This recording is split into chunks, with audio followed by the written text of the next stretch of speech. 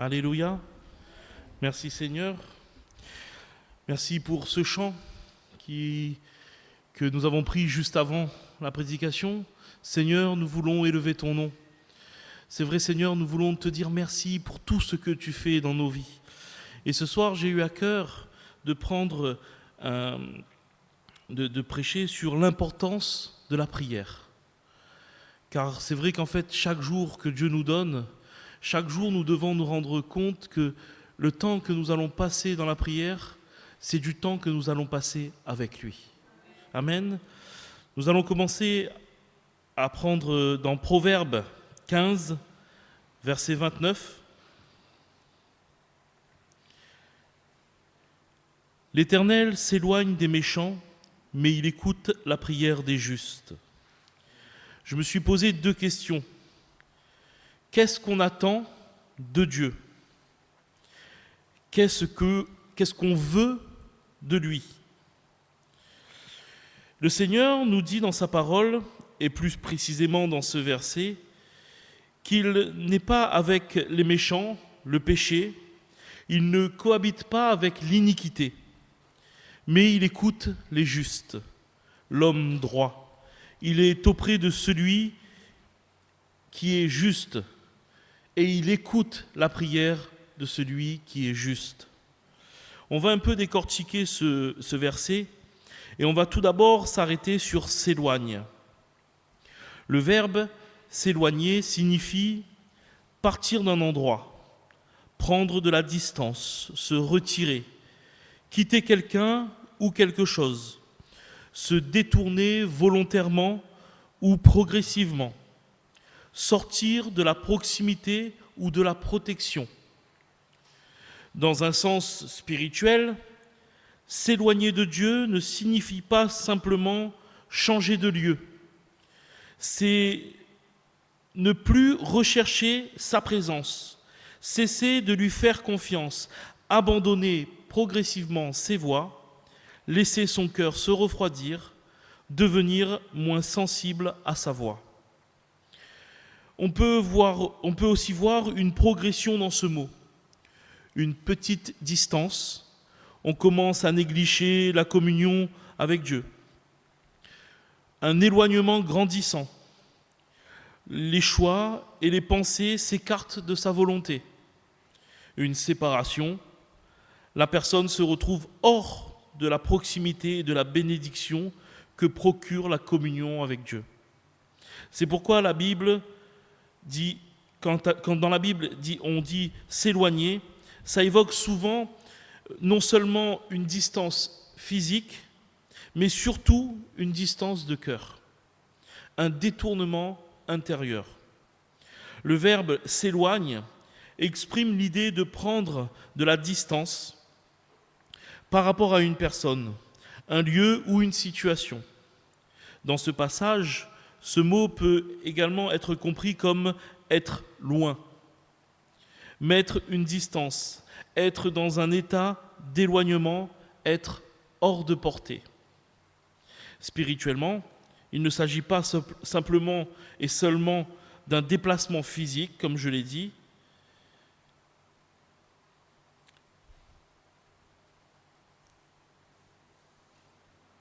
S'éloigner décrit un cœur qui cesse progressivement de rechercher Dieu, qui se détourne de sa volonté et qui perd la proximité avec lui.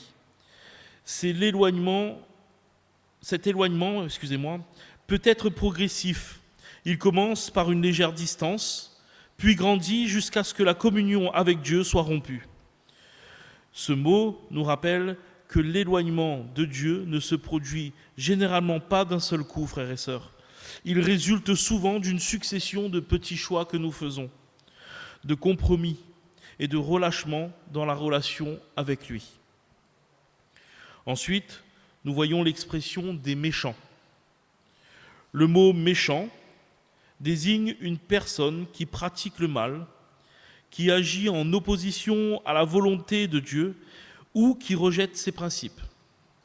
Il ne s'agit pas simplement de quelqu'un qui commet une faute occasionnelle, mais d'une personne dont la conduite est caractérisée par le péché et la rébellion contre Dieu. Dans ce contexte, les méchants représentent le péché, l'iniquité, l'injustice et tout ce qui s'oppose à la sainteté de Dieu. Il incarne un mode de vie qui refuse la vérité et choisit le mal plutôt que le bien. À l'inverse, la Bible oppose souvent les méchants aux justes.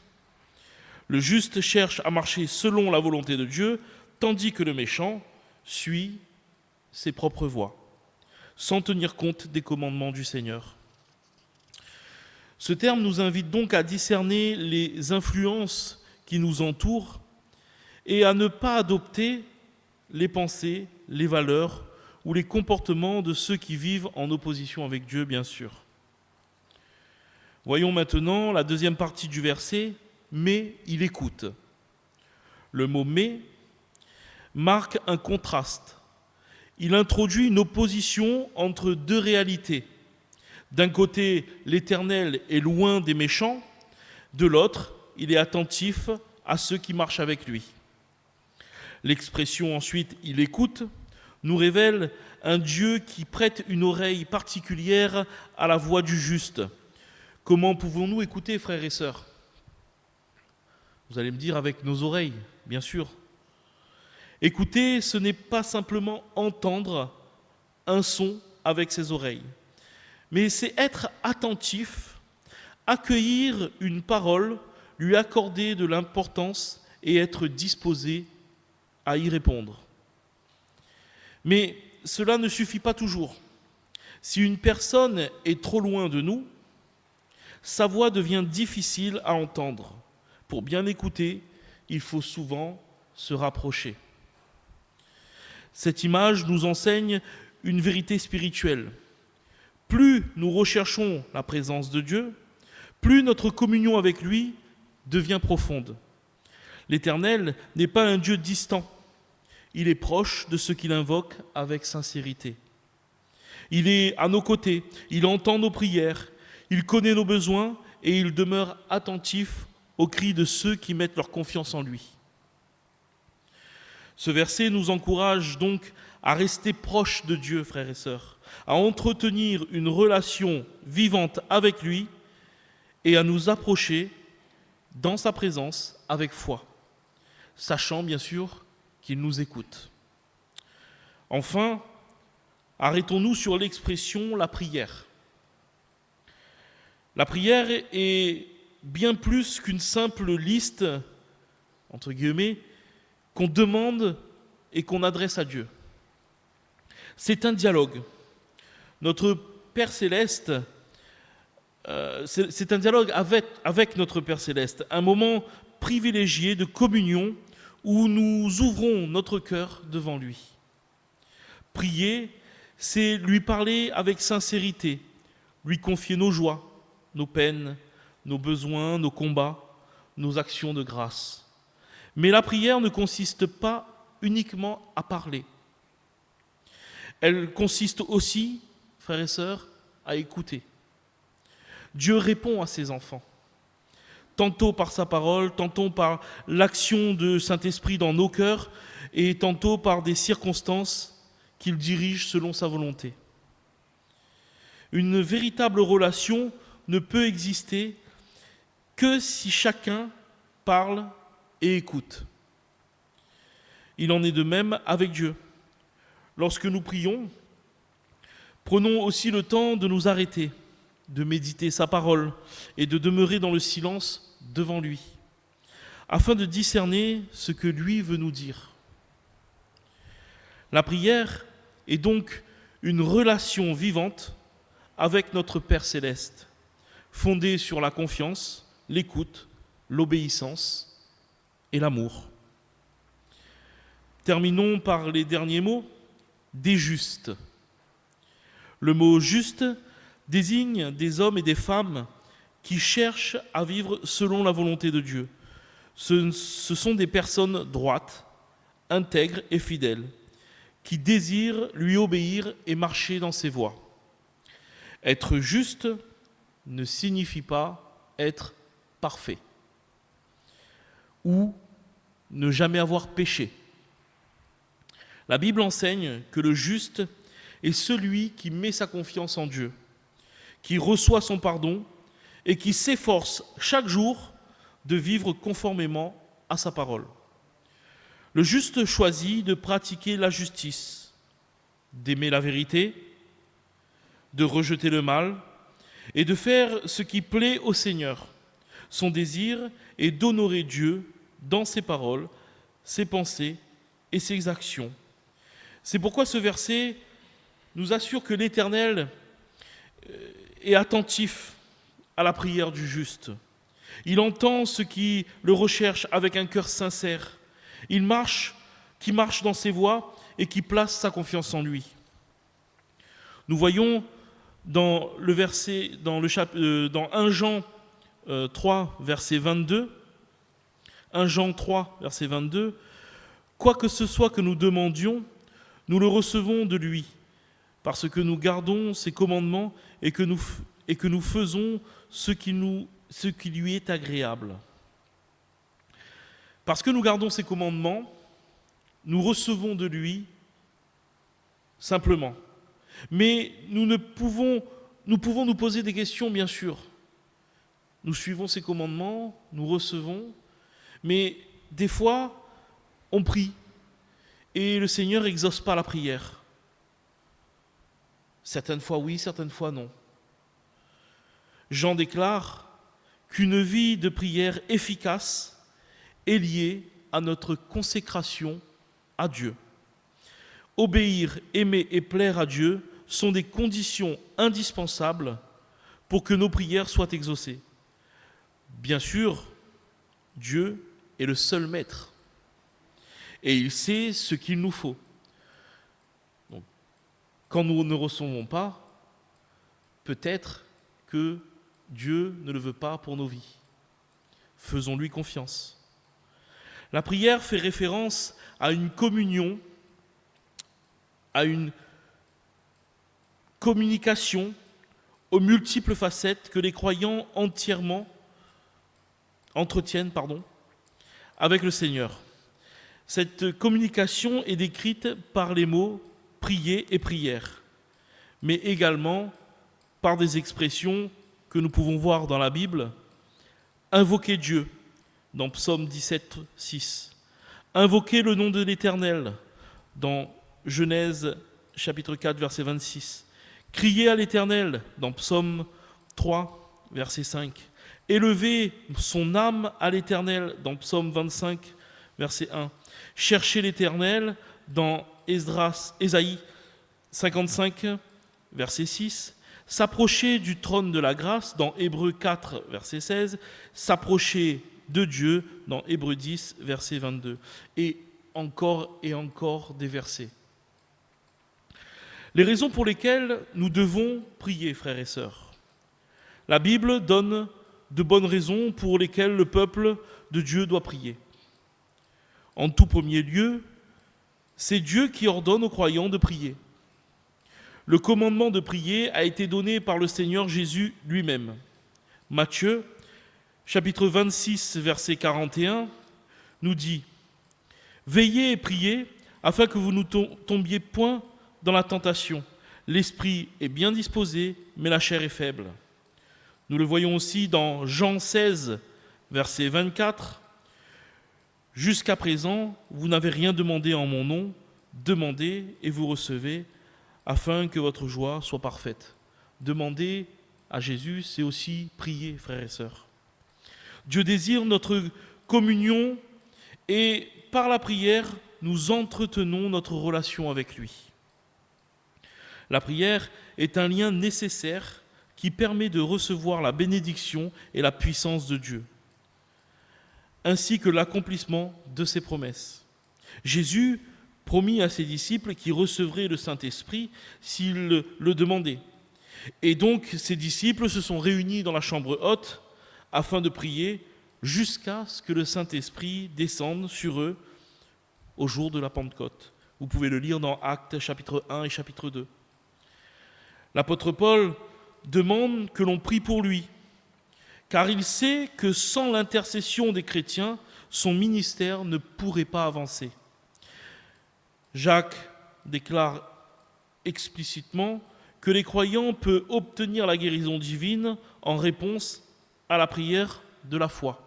Nous le lisons dans Jacques chapitre 5, versets 14 à 15.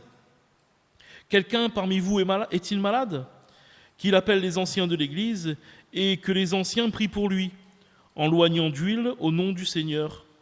La prière de la foi sauvera le malade et le Seigneur le relèvera. Et s'il a commis des péchés, il sera pardonné. » Amen.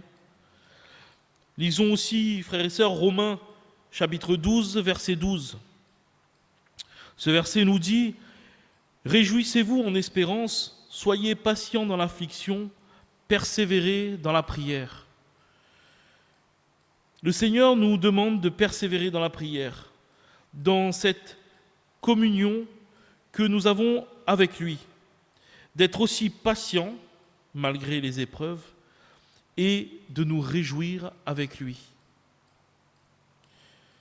Beaucoup de passages, frères et sœurs, dans la Bible nous incitent à la prière. Dans le Nouveau Testament, énormément de passages nous disent « il priait ». Jésus priait. Jésus monta sur la montagne pour prier. Mais aussi dans l'Ancien Testament, où nous pouvons voir les apôtres, les personnes qui allaient prier le Seigneur, qui demandaient à Dieu de venir les visiter.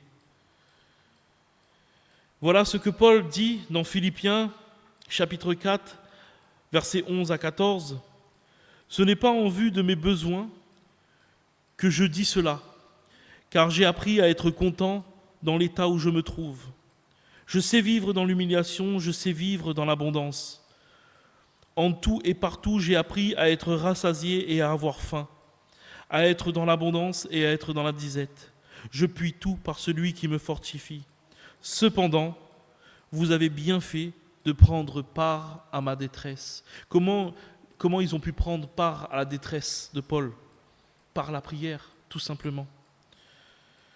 Dans Matthieu chapitre 6, Jésus nous enseigne la prière du Notre Père et nous retrouvons un peu plus loin l'enseignement sur l'inquiétude. Jésus nous dit dans Matthieu 6, versets 25 à 34, « C'est pourquoi je vous dis, ne vous inquiétez pas pour votre vie, de ce que vous mangerez, ni pour votre corps, de quoi vous serez vêtus. La vie n'est-elle pas plus que la nourriture, et le corps plus que le vêtement ? Regardez les oiseaux du ciel, ils ne sèment ni ne moissonnent, ils n'amassent rien dans les greniers, et votre Père céleste les nourrit. Ne valez-vous pas beaucoup plus qu'eux ? Qui de vous, par ses inquiétudes, peut ajouter une coudée à la durée de sa vie ? Et pourquoi vous inquiétez au sujet du vêtement ? Considérez comment croissent le lit des champs. Ils ne travaillent ni ne filent. Cependant, je vous dis que Salomon même, dans toute sa gloire, n'a pas été vêtu comme l'un d'eux. Si Dieu revêt ainsi l'herbe des champs, qui existe aujourd'hui et qui demain sera jeté au four, ne vous vêtira-t-il pas à plus forte raison, gens de peu de foi ? Ne vous inquiétez donc point et ne dites pas « Que mangerons-nous ? Que boirons-nous ? De quoi serons-nous vêtus ? Car toutes ces choses, ce sont les païens qui les recherchent. Votre Père céleste sait ce que vous avez besoin. Cherchez premièrement le royaume et la justice de Dieu, et toutes ces choses vous seront données par-dessus. Ne vous inquiétez donc pas du lendemain, car le lendemain prend soin de lui-même. À chaque jour suffit sa peine. » Peu importe notre besoin, le Seigneur, notre Dieu, sait ce que nous avons besoin. Et comme notre Père sur terre nous donne de bonnes choses, à combien plus forte raison notre Père céleste nous répondra parfaitement. Lisons dans Malachie chapitre 3, verset 10. Malachie 3, verset 10. « Apportez à la maison du trésor toutes les dîmes, afin qu'il n'y ait de la nourriture dans ma maison. Mettez-moi de la sorte à l'épreuve, dit l'Éternel des armées, et vous verrez si je n'ouvre pas pour vous les écluses des cieux, si je ne répands pas sur vous la bénédiction en abondance. » La première partie nous parle pas seulement d'argent ou de trésors humains, mais nous met spirituellement en relation avec lui par la prière.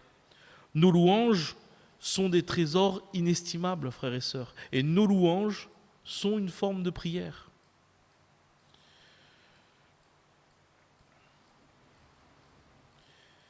Dieu prend plaisir à nous entendre quand nous venons lui parler. Et par nos prières, nous faisons connaître nos besoins. Dans la deuxième partie, il nous répond « Et vous verrez si je n'ouvre pas pour vous les écluses des cieux et si je ne répands pas sur vous la bénédiction en abondance. » Nous voyons son amour pour nous. Il a donné son Fils Jésus. Dans Jean 3,16, « Car Dieu a tant aimé le monde qu'il a donné son Fils afin que quiconque croit en lui ne périsse point, mais qu'il ait la vie éternelle. » Il l'a fait pour nous, frères et sœurs. Il l'a fait afin que nous soyons sauvés. Alors ouvrons-lui notre cœur en réponse à son amour pour qu'il puisse ouvrir simplement les écluses des cieux et répandre la bénédiction en abondance, comme il nous le dit dans sa parole. Nous lisons dans 1 Timothée, chapitre 2, versets 1 à 4.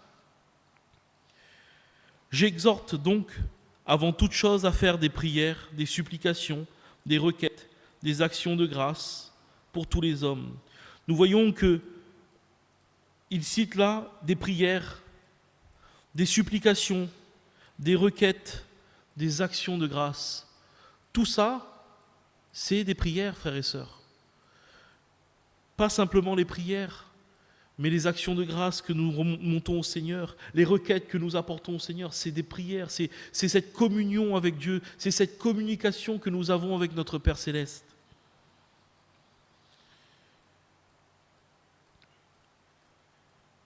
Pour les rois et pour ceux qui sont élevés en dignité, afin que nous menions une vie paisible et tranquille, en toute piété et honnêteté.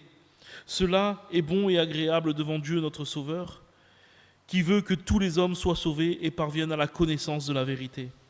La Bible nous montre que nous devons avant toute chose parler à notre Dieu et quel est le meilleur moyen que la prière. Nous ne pouvons pas simplement vivre notre vie et faire des œuvres, car pour bien faire, nous avons besoin de la prière. Nous avons besoin de cette communion avec notre Dieu. Si nous voulons avancer avec Dieu, nous devons prendre part à l'adoration et à la prière.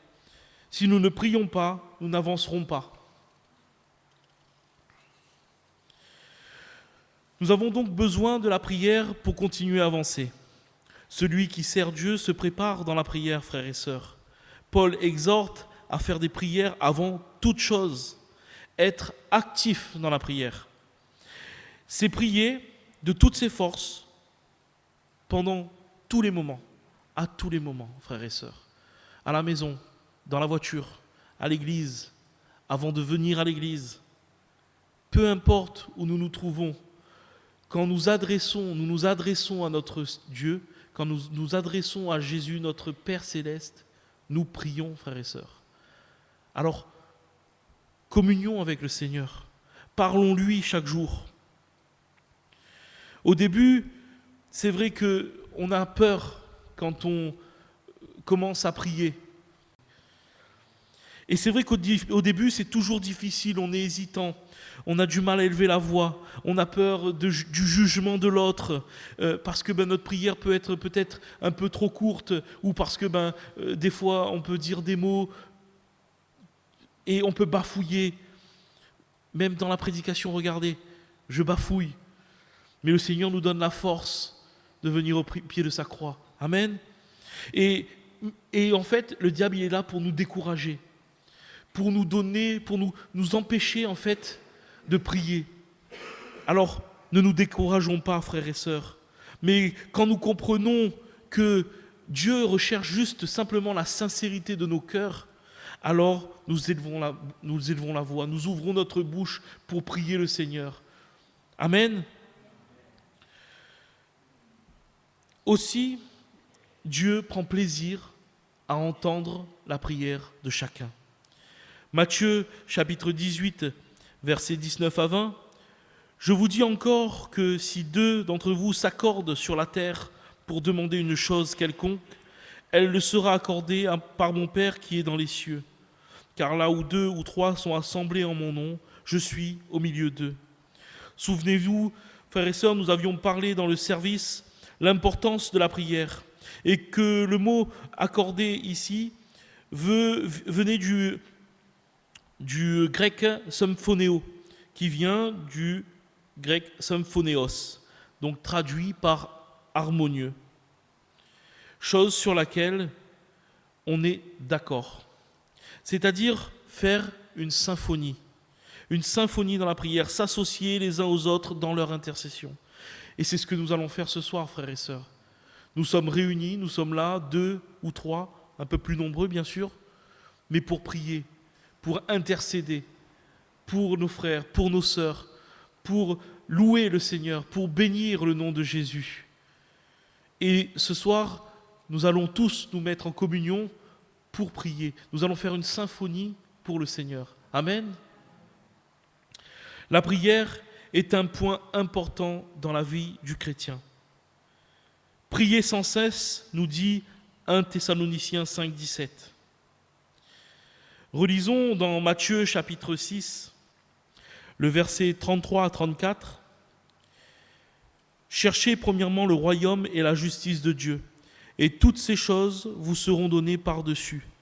Ne vous inquiétez donc pas du lendemain, car le lendemain aura soin de lui-même, à chaque jour suffit sa peine.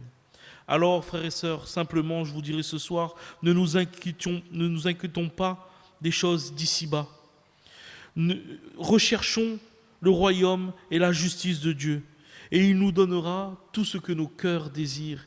Il donnera tout ce que lui veut nous donner et veut nous accorder. La Bible dit dans Matthieu 7, verset 7, « Demandez et l'on vous donnera, cherchez et vous trouverez, frappez et l'on vous ouvrira. » Que nous puissions nous approcher du Seigneur avec simplicité et sincérité dans la prière.